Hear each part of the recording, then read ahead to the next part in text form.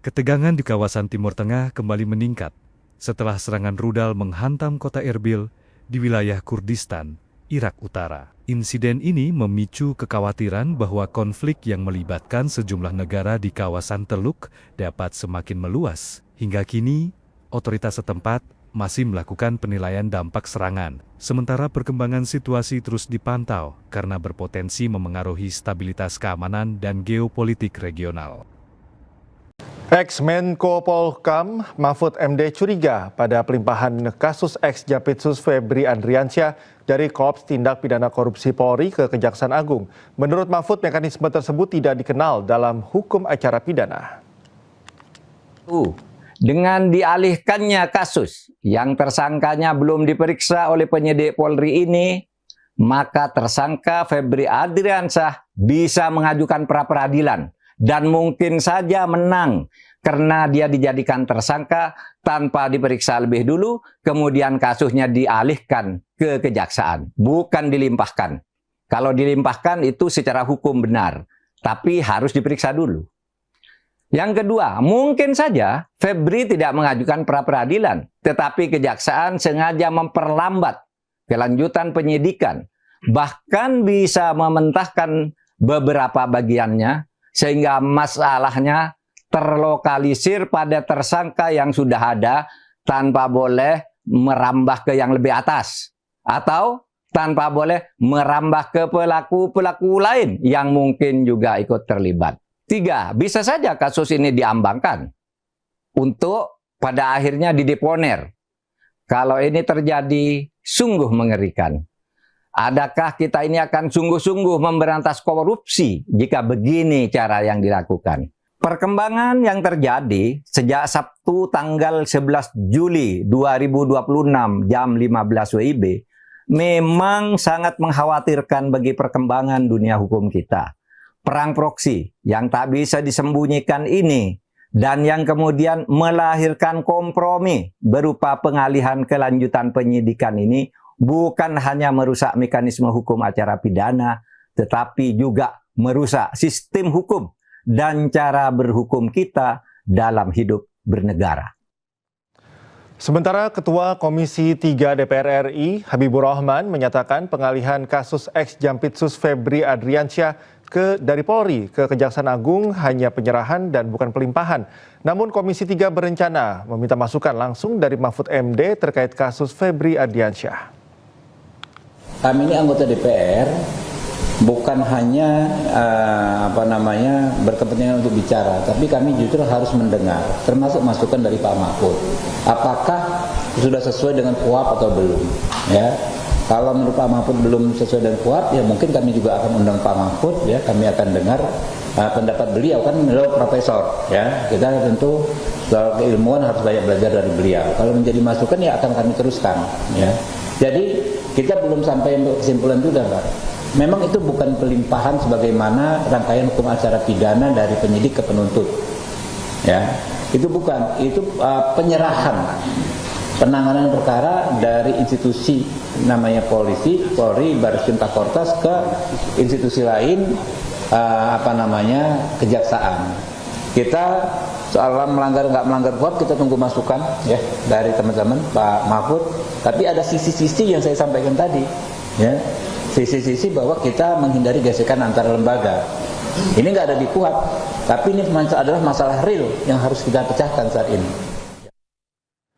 Sebelumnya, masyarakat anti korupsi atau MAKI menilai pelimpahan kasus korupsi ex-Jampitsus Febri Adriansyah dari polisi ke Kejagung melanggar aturan. Selain penyidikan belum selesai, kasus Febri juga masih dalam tahap penyidikan dan berkas perkara belum lengkap atau P21.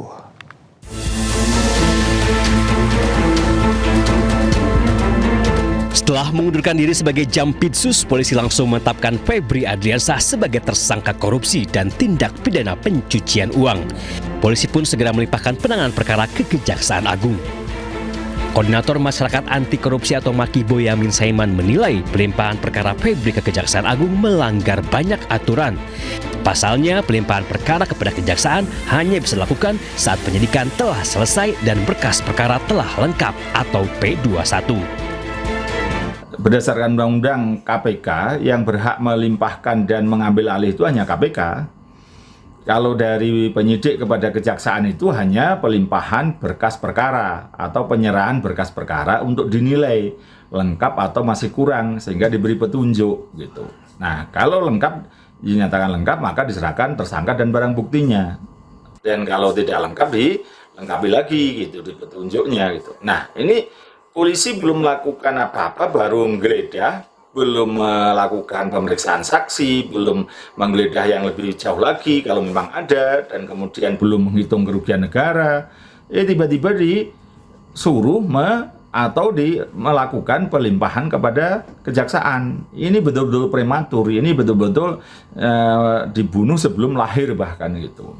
Jadi ini yang menurut saya salah kaprah, melanggar KUHAP.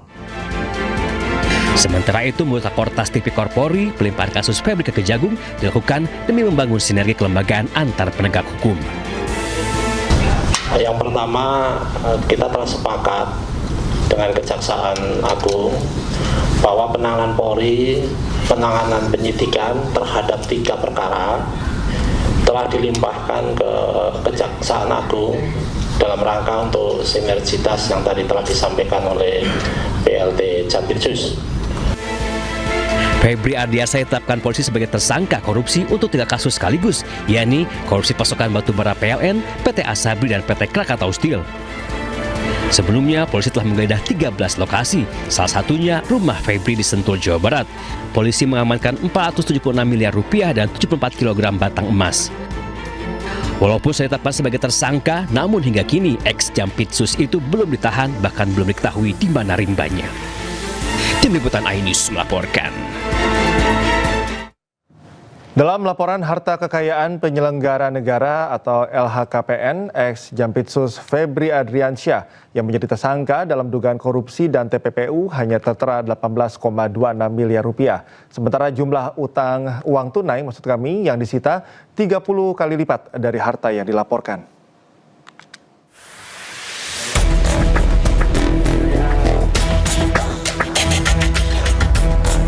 Setelah ex-Jampitsus Febri Adriansyah ditetapkan sebagai tersangka dugaan korupsi dan tindak pidana pencucian uang, laporan harta kekayaannya sebagai penyelenggara negara turut disorot.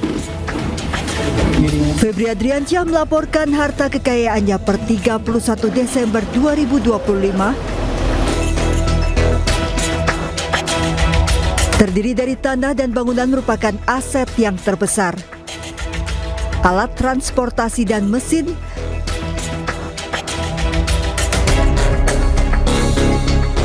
harta bergerak lainnya,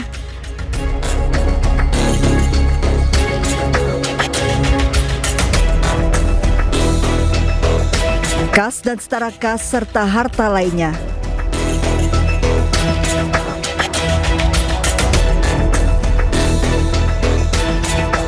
Namun tercantum Febri tidak punya utang sehingga total harta yang dilaporkannya hanya 18,26 miliar rupiah.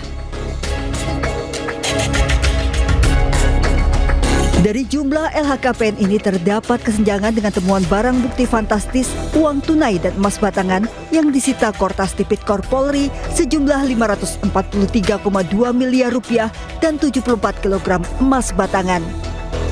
Dengan uang tunai yang disita saja jumlahnya 30 kali lipat dari harta yang dilaporkan, belum termasuk emas batangan. Meski Febri menyebut barang bukti yang disita ada pemiliknya. Sementara dalam konferensi pers di Kejaksaan Agung sebelum mengundurkan diri, Febri mengakui rumah di Sentul yang digeledah merupakan rumah pribadinya. Namun ternyata rumah ini tidak terdaftar dalam LHKPN.